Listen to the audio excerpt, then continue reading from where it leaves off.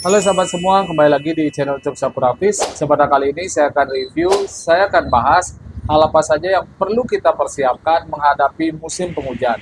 Dengan tingginya intensitas hujan yang ada, akan berpengaruh pada kondisi air akuarium, di mana perubahan drastis suhu air akuarium akan menjadi dingin yang dapat menyebabkan timbulnya jamur atau ikan yang kita pelihara menjadi stres. Walaupun air akuarium tidak terkena hujan secara langsung, tapi dapat mempengaruhi suhu yang ada pada air akuarium. Jadi sebelum kita lanjut, sahabat yang baru mampir pada channel ini, beri dukungan dengan cara subscribe. Kita akan mulai videonya sekarang.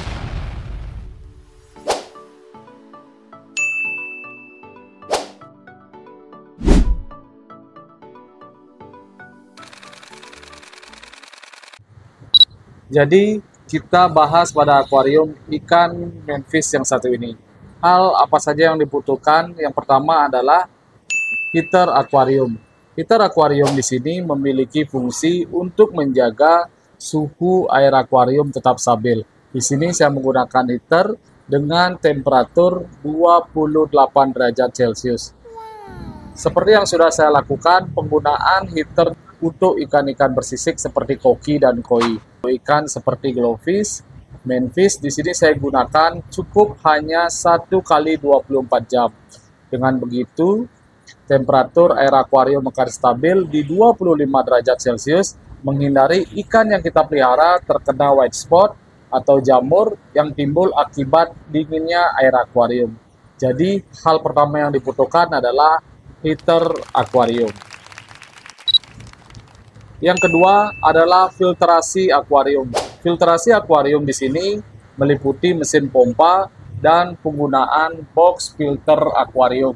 Seperti pada akuarium ini, saya menggunakan mesin dengan kapasitas 1.600 liter per jam untuk akuarium dengan ukuran 100 dikali 40 cm dengan tinggi 35 cm.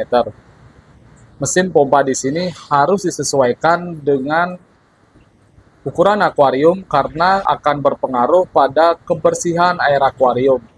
Pada musim hujan seperti ini, kinerja filter yang maksimal akan membantu kita mengurangi pergantian air akuarium. Misalnya, sahabat melakukan setiap 7 hari sekali atau 1 minggu. Di sini bisa kita gunakan air akuarium sampai 2 minggu. Seperti pada akuarium ini, saya sudah menggunakan air sampai 2 minggu sahabat. Namun kondisi air akuarium masih tetap bening, hanya saja pada dasar akuarium ada kotoran-kotoran atau sisa makanan ikan yang harus kita bersihkan. Jadi dengan filtrasi yang cukup mumpuni akan mengurangi proses pergantian air yang sesering mungkin. Jadi kita perlu mengganti hanya 2 minggu sekali. Untuk ikan cana juga saya gunakan filtrasi untuk menghindari terjadinya white spot atau jamur yang diakibatkan oleh kotornya air akuarium.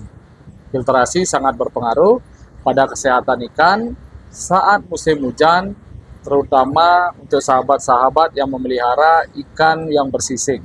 Jadi kita sangat membutuhkan untuk mengurangi risiko ikan yang kita pelihara terserang penyakit. Yang ketiga adalah penggunaan mesin aerator. Mesin aerator di sini berfungsi untuk meningkatkan kadar oksigen di dalam akuarium.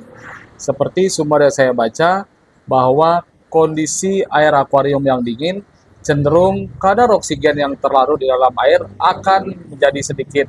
Dengan bantuan mesin aerator, kualitas oksigen yang ada pada akuarium akan meningkat, yang menyebabkan ikan-ikan yang kita pelihara terhindar dari kekurangan oksigen yang menyebabkan stres bahkan berujung kematian. Pada akuarium ikan koki juga saya tambahkan aerator, walaupun dengan menggunakan filtrasi yang cukup bagus.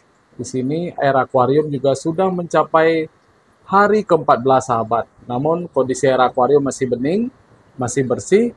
Hanya saja kita perlu melakukan pembersihan dasar akuarium dan pergantian filter pada hari ke-15. Untuk ikan-ikan kecil sahabat, di sini juga saya gunakan filter biofoam yang sekaligus menjadi mesin untuk meningkatkan kadar oksigen di dalam akuarium. Ikan-ikan akan terlihat sehat, namun kita perlu menjaga kebersihan pada dasar akuarium untuk terhindar ikan yang kita pelihara terjangkit penyakit akibat tingginya amoniak yang ada pada dasar akuarium atau sampah-sampah yang ada pada dasar akuarium yang menjadi pemicu timbulnya penyakit. Yang keempat adalah lakukan perawatan berkala dengan maksimal. Saat perawatan berkala akuarium, sahabat hanya mengganti air akuarium sebanyak 20% untuk menghindari perubahan suhu air akuarium yang cenderung dingin.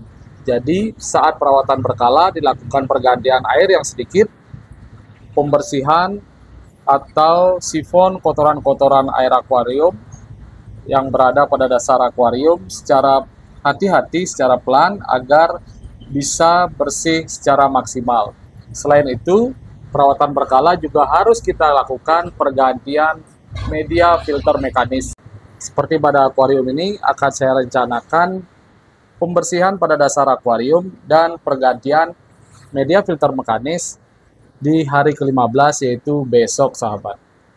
Kerja bagus.